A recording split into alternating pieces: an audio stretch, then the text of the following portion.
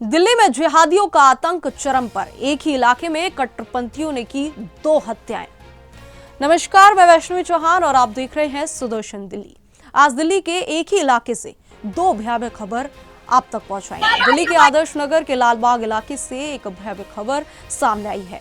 यह कोई फिल्मी कहानी नहीं बल्कि हकीकत है। यहाँ खुलेआम जिहादी आतंक और चरमपंथियों का आतंक हर दिन बढ़ता जा रहा है।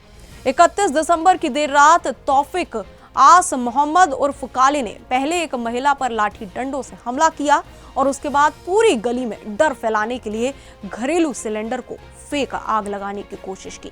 परिवार ने डर के बावजूद पुलिस से 112 पर सूचना दी, लेकिन अब तक किसी भी प्रकार की सख्त कार्रवाई नहीं हुई। पहले आप ये पूरा वीडियो देखिए।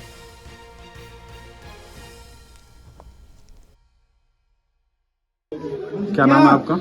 मेरा नाम पुष्पा है। पुष्पा जी, क्या हुआ है और कब की ये घटना है? सर, 31 की तारीख की रात की घटना है। 12:30 बजे के बाद की है। बच्चा ऊपर जाकर बम पटाखे फोड़ रहा था। मेरा दिवाली न्यू ईयर का सेलिब्रेशन कर रहा था। ठीक है, इसके बीच में ना पड़ोसियों से कहासुनी हो गई और उन्होंने इतना कर दिया कि लड़ाई झगड़ा होने लगा। उसके बाद क्या करा, पड़ोस में ना आकर हमारे पर लाठी चाक पत्थर लेकर हमारे पर वार करा। मेरे पर मेरी बहन के ऊपर करने लगे और उसके बाद बहुत ज्यादा पथराव ऊपर से फेंकना चालू कर दिया, जिससे कि हमें बचाने इतना दहशत कर दिया कि उन्होंने अपने घर का सिलेंडर निकाल कर बाहर दोनों भाइयों ने आग लगाने की कोशिश की। इतनी हो गई थी। फिर हमारे यहाँ प्रशासन को हमने 100 कॉल करा। पीसीआर आई। पीसीआर जी को हम बता रहे थे कि बाहर के 3 बंदे और आए, वो हमसे उल्टा सीधा बोलने लगे, गुंडागर्दी करते हो, ये करते हो और क्या। फिर पुलिस उनको लेकर गई, लेकिन उसके बाद जो कार्रवाई होनी थी उन्होंने कुछ नहीं करा। उन्होंने हमें कोई एफआईआर की कॉपी भी नहीं दी और हमसे कहा कि आप जाओ। 4:30 बजे हम वहाँ से वापस आए हैं और जब मैं उनको कॉल कर जो हमारा आईओ था अंकिता, उससे बोल रहे हैं कि क्या बात हुई, हमें एफआईआर की कॉपी नहीं दी।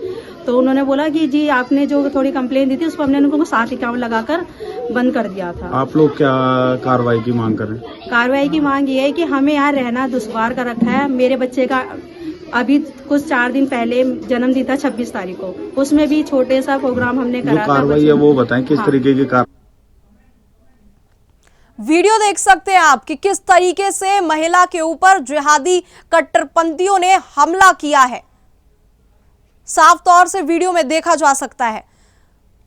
इलाके में दहशत का माहौल बना हुआ है इससे। और ये पहली घटना नहीं है, एक दूसरी घटना भी हुई है 1 तारीख को। ये पहली खबर हमने, एक पहली वारदात आपको दिखाई है। दूसरी वारदात भी और दूसरी घटना भी हम आप तक पहुंचाते हैं। इसी इलाके में 50 साल के बुजुर्ग की चाकू से हत्या कर दी गई।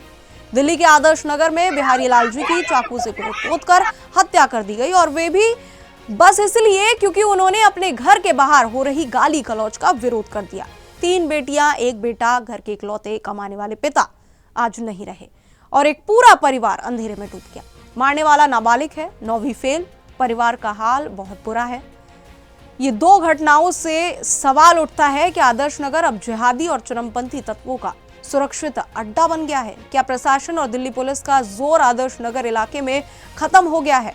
क्योंकि जिस तरीके से उनके हौसले बुलंद होते जा रहे हैं, जिस तरीके से लगातार एक के बाद एक घटना को वो अंजाम दे रहे हैं, उससे साफ जाहिर होता है कि प्रशासन, दिल्ली पुलिस कहीं ना कहीं नाकाम रही है। हिंदू सवाल पूछ रहे हैं, क्या अब दिल्ली में हिंदुओं की सुरक्षा की कोई गारंटी नहीं है? क्या आम आदमी अब अपने घरों और मोहल्ले में सुरक्षित नहीं रह सकता? हम सवाल उठाते हैं, क्या प्रशासन जो जिहादी आतंकियों और चरमपंथियों के खिलाफ सख्त कदम उठाने में नाकाम रहा है, आखिर कब तक आम लोगों की सुरक्षा सुनिश्चित करेगा? सुदर्शन न्यूज ये दिखाता है कि कैसे एक छोटे इलाके में आतंक और डर फैलाया जा रहा है और कैसे आम नागरिकों के अधिकार और सुरक्षा लगातार खतरे में है।